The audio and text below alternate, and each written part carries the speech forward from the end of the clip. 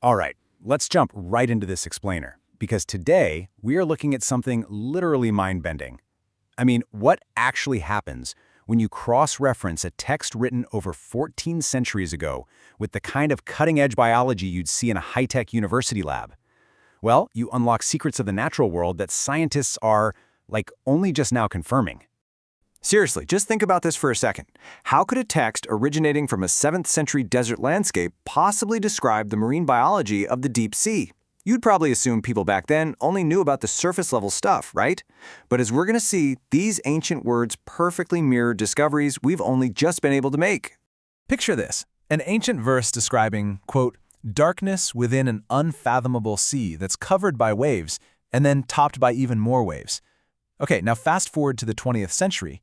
Once we finally invented advanced submarines, oceanographers discovered that the ocean actually has internal waves deep beneath the surface, along with a layered darkness where sunlight literally cannot reach. It's wild. The text perfectly described a phenomenon human eyes couldn't even see without modern tech. Section 1. Ancient Texts, Modern Science.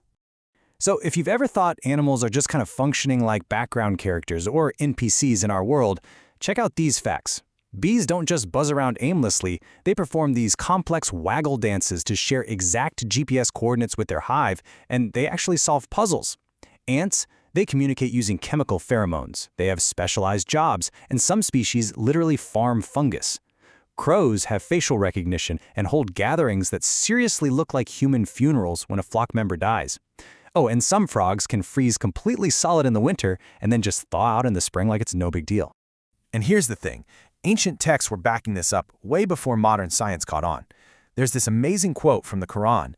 There is no creature on earth or bird that flies with its wings, except they are communities like you. Centuries before modern ecology mapped out animal societies, this text flat out told us that animals have social structures and communication systems totally parallel to our own. Which brings us to Section 2, Mind-Blowing Animal Communities. And honestly, this isn't even a recent realization. Way back in the 9th century, a scholar named Al-Jahiz wrote his famous book of Animals. He was basically the absolute OG of studying animal intelligence and social structures. He was doing this long before the modern field of ecology even existed, and he used these ancient texts as his primary guide. Let's take the camel as an example. If you want to talk about ultimate biological life hacks, the camel is an absolute marvel of bioengineering. I mean, they can chug over 100 liters of water in a single sitting. Plus, their red blood cells are actually oval-shaped, which is super rare, but it allows their blood to keep flowing even when they're severely dehydrated. They can even shut their nostrils completely tight to block out the harsh desert sand. They are quite literally built to survive 50 degrees Celsius heat. So when the Quran tells its readers to look at the camel, how it was created, it's not just pointing out some local animal. It's actually issuing this ancient, open invitation to study biology, anatomy, and ecological design. We see that same level of depth with dogs. Science tells us that dogs have a sense of smell 100,000 times stronger than ours, not to mention this incredible ability to sense human emotion. Our sources connect this scientific reality right back to the ancient story in Surah Al-Kahf, where a deeply loyal dog guards a group of righteous youths in a cave. Those are exact traits that modern behavioral science fully backs up today. Moving on to Section 3, Secrets of the Deep Sea. So, down in the ocean depths where light fades entirely to black, how do creatures actually survive? Well, echolocation. Dolphins and whales use this built-in biological sonar to map out the pitch-black ocean using sound pulses and echoes. It's a profound reminder that, light isn't the only way to see the world around us. Then you've got the blue whale, an absolute titan. It is literally the largest animal to ever exist on planet Earth. Its heart is so massive, a human being could actually crawl through its arteries. Yet, what does this massive giant eat to survive? Microscopic plankton. The poetic irony here is just stunning. The greatest physical giant is entirely dependent on the absolute smallest forms of life. Talk about a perfect illustration of ecosystem interdependence.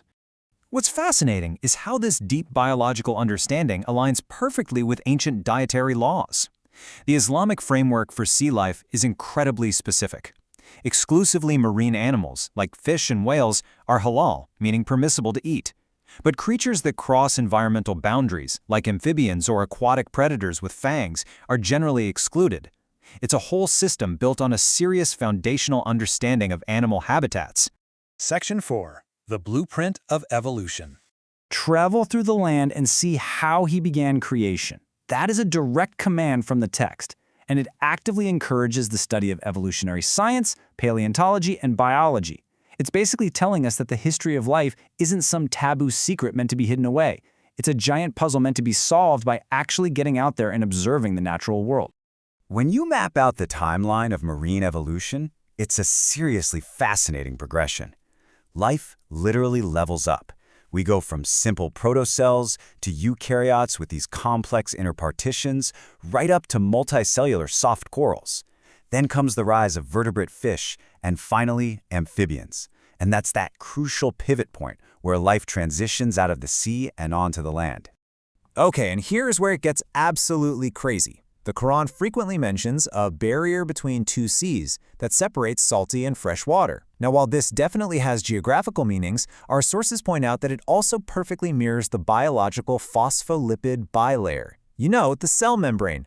This microscopic barrier is exactly what allowed the very first cells to form, separating their fresh inner environment from the salty ocean outside. It's literal biology, hidden inside poetry. Section 5. The Ultimate Environmental Balance. Ultimately, it all comes down to this one concept, mizan. In the text, this translates to balance. But if you put it in a modern context, mizan is ecosystem equilibrium. It's the hardcore scientific reality that the environment is this fragile, deeply interconnected web. From the tiniest microscopic plankton all the way up to the apex predator, every single creature has a vital role. If you yank out just one piece, the entire system destabilizes. Which leads right into our role, Khalifa. Often translated as stewardship, for environmentalists today, it is the ultimate call to action for eco-stewardship. We aren't placed here to act like mindless exploiters of the planet's resources. Instead, we're entrusted as caretakers and guardians. The health of the Earth is, quite literally, our responsibility. Because of this massive responsibility, these ancient texts establish what are essentially the world's very first animal rights laws. These 1,400-year-old rules condemn physical cruelty and hunting just for sport. They mandate the absolute protection of wildlife habitats, which they called hema. They openly recognize the emotional intelligence of animals, noting that they absolutely feel pain and fear. And most importantly, they mandate mercy. The texts explicitly state that a human's character is fundamentally tested by how they treat the weakest creatures around them. Look at how deep this whole thing goes. On one hand, we have the spiritual story of Prophet Yunus, Jonah, being swallowed by the great fish in the darkness, which is this profound lesson on divine mercy. But ecologically, whales are massive ecosystem engineers. Their movements literally regulate global carbon cycles. The spiritual view and the scientific view arrive at the exact same conclusion here. Every single creature serves a massive divine purpose. So we end up here. Science shows us the breathtaking complexity of the animal kingdom, while ancient texts show us our moral obligation to it. As the eco-stewards of tomorrow, stepping into a world that's facing unprecedented environmental challenges, how will you protect these animal communities that simply cannot speak for themselves? Really think about it. Use the knowledge of the past and the science of today to actually make a difference. Thanks for hanging out with me for this explainer. I really hope it sparked some genuine curiosity. Until next time, keep learning.